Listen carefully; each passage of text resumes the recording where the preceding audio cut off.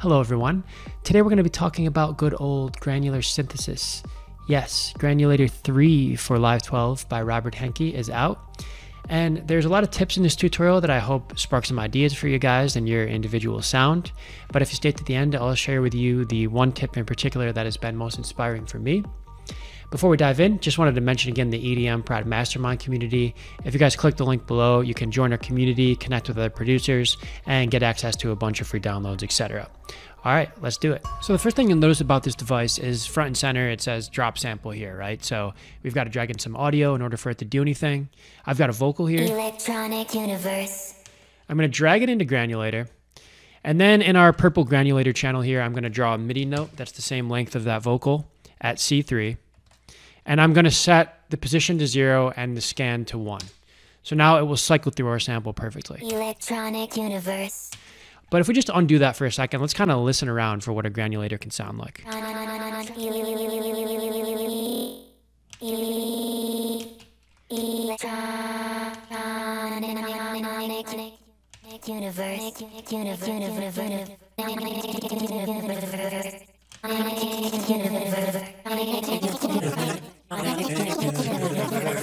Right, so you can start to hear all the variations you can make on your sample.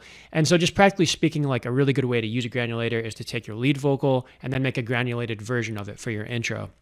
So I was looking at one of my favorite tracks recently as a reference, Shrine Banger by Fly With Us. And that's exactly what they do in their intro.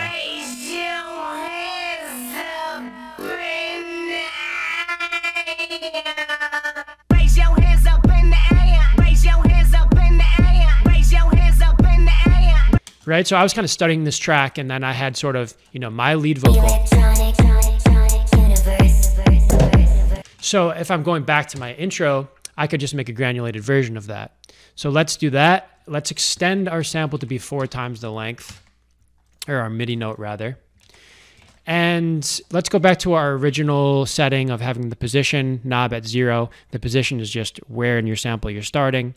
And the scan is now going to be 0.25 because we've made our MIDI note 4 times as long.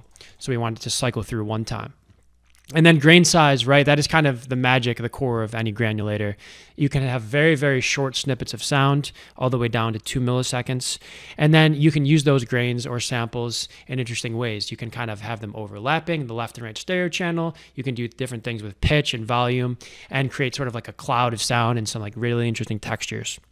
So let's make a sort of an intro. Let's get off of cloud mode and that wonkiness.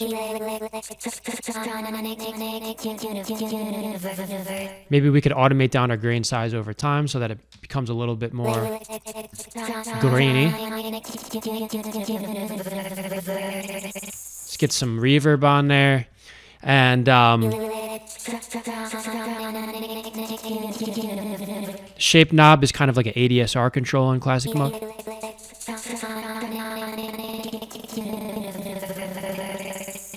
So continuing on with sort of ideas for your intros using granulators, I wanted to share with you guys a really interesting technique I discovered sort of in the process of making this tutorial, where you can take any sort of ambience or recording you have and create a super nice textured ambient intro with it.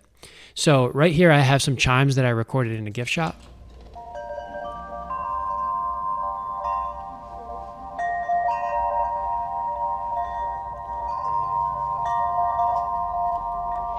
And this is like a long 2-minute recording. Like there's some people talking in the background at some points. It doesn't matter too much because we're going to morph it quite a bit, but we can drag it into our granulator and just kind of listen back. And there's already some potential for some nice pads, right? Melodies.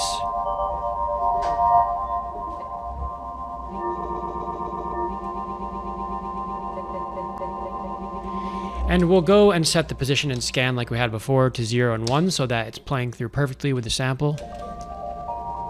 And you see this blue bar is going through perfectly linearly right now. But if we boost the variation, it will add some randomness to that.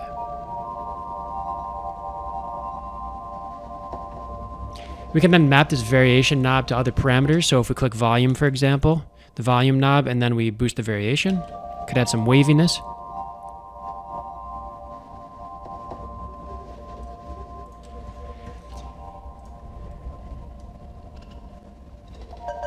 could add some variation to the grain size as well. Click the grain size knob, add some variation.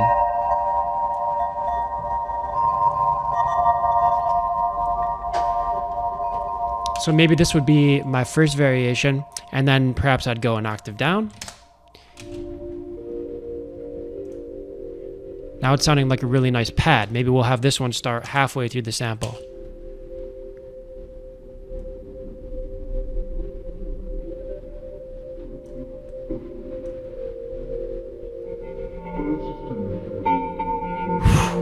I mean, come on.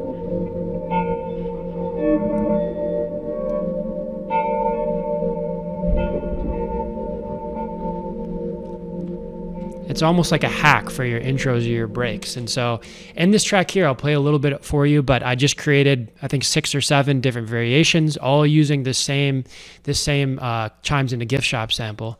And it sounds like this.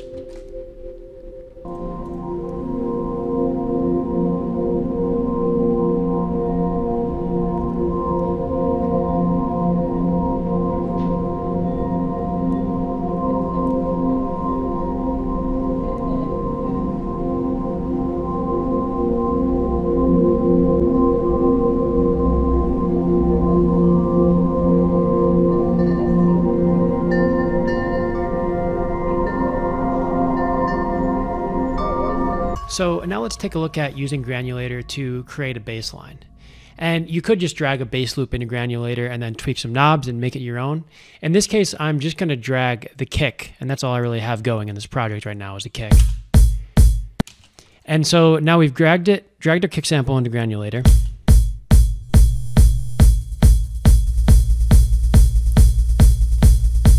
Even that already, if we were going for like a techno vibe, sounds like some nice noise, even though it's not a bass line.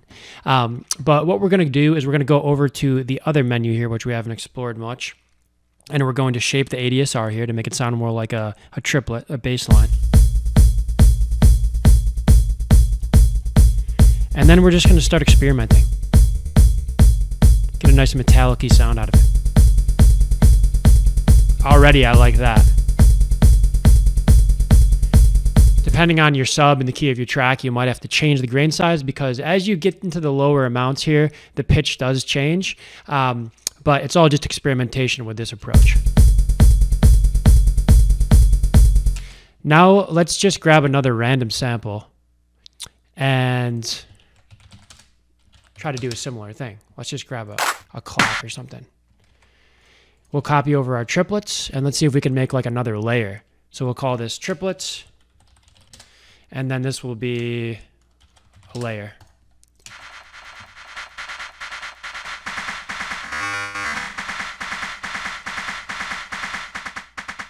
Could be a noise layer.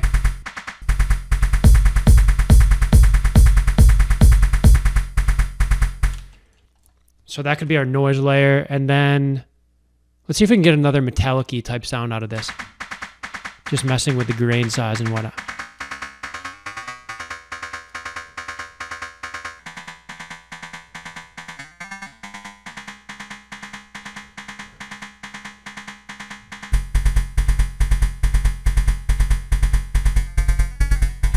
Hear the pitch changing there?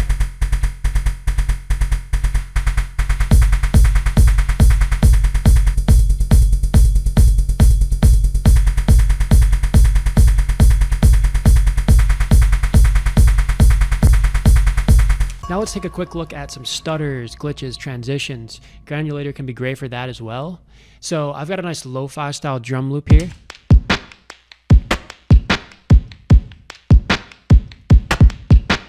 Sounded great. And that is, by the way, from the EDMProd EDM starter kit. If you follow the link below and join our community, you can find that download there and some others.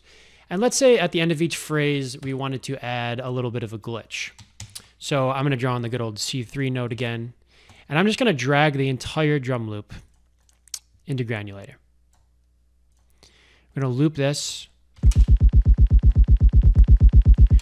And what we're going to do is go back to the menu that we haven't explored too much, although we did just kind of tweak the ADSR in the last example and change our decay. There's also envelope 2 here, which is more of just a dedicated modulation envelope. And then you have your LFO and your filter.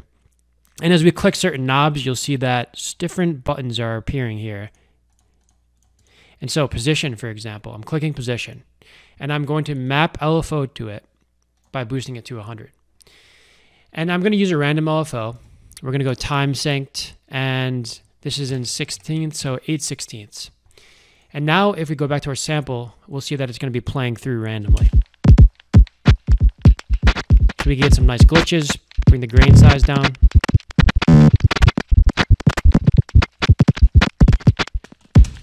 So it's going to be a little bit of randomness at the end of each phrase.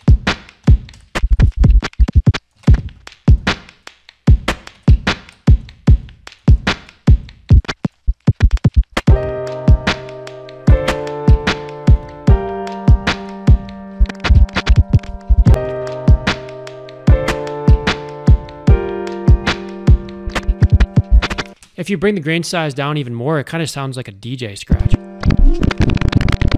Pretty cool.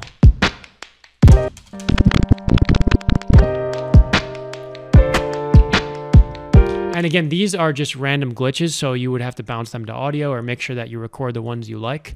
And you can apply similar logic to any of your recordings or any of the pieces of audio in your project. So we could duplicate this and call this our stutter chords.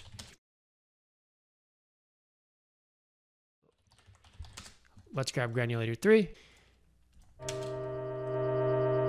You've probably heard this in like some lo-fi music, right? You can just probably automate the position knob and find some different...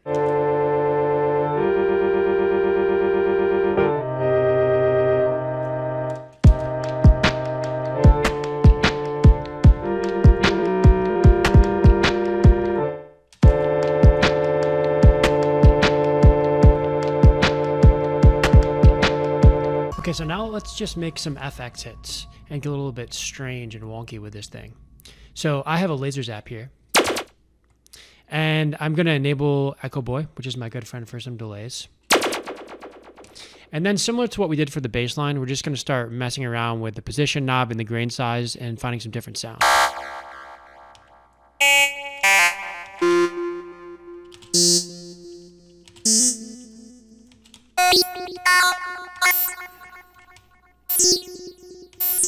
It's kind of a cool little effect. We could automate our position knob. We could go over to envelope 2, and then we could click position, and then map envelope 2 to it.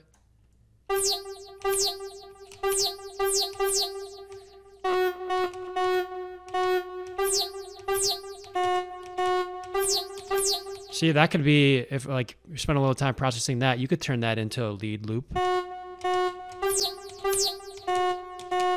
There's also this spread knob here, which is going to offset your left and right a little bit.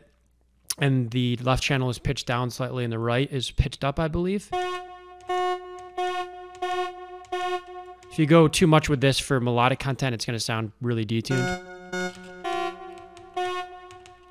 There's also the filtering section over here, which is a little different than Granulator 2. There's some like 2-in-1 filters, low pass notch, notch, notch. The width is how far the low pass and the notch are from each other, so we could go 2 octaves apart. Let's go notch, notch. And let's find some additional sounds in here. See what we got. Could be like an acid hit right there. Let's go down an octave.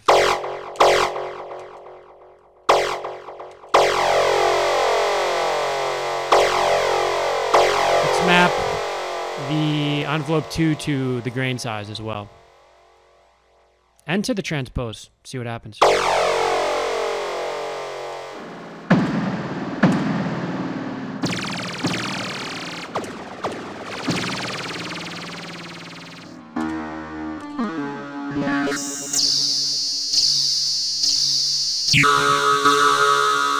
So yeah, we could sit here all day making FX hits, but hopefully you guys see if you're lacking inspiration in your FX bus, just start turning knobs in Granulator. So last up, I just wanted to leave you guys with some additional ideas and hop back into that initial track I flashed you guys with the Electronic Universe sample. Electronic Universe.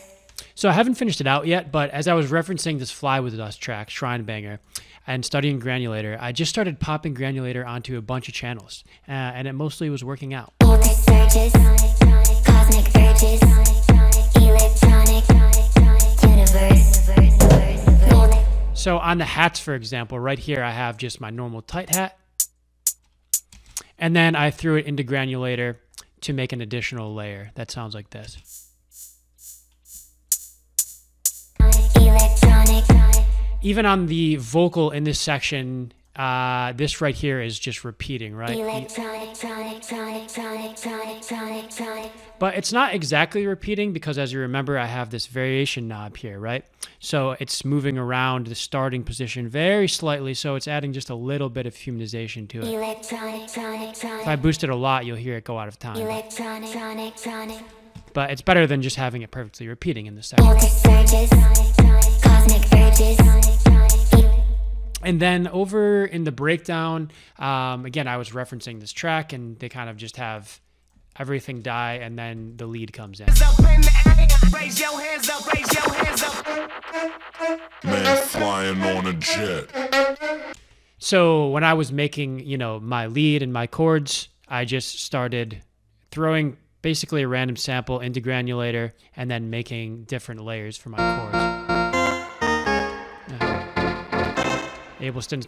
Unstableton is starting to lag a bit, so maybe I won't play for you that section. But over in this other section here, I had some additional percussion where, you know, I have, again, open hat and then a granulated layer. I threw the clap into a granulator. Sounds like this soloed. A little strange, but, you know, this track is called Electronic Universe, and everything's kind of granular, so it does work in context. I have, you know, these transition basses and whatnot, which are just a sample that I threw into Granulator, and then again, playing around with the grain size and position, got something new.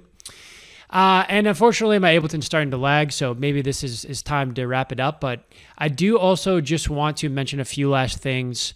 The Granulator 3 manual, if you want to look into dive deeper, read Robert Henke's version of the manual. He is the creator of the device, so his explanations are the most succinct. We didn't talk too much about the modes, but it also doesn't matter that much. I had great results with all three when experimenting.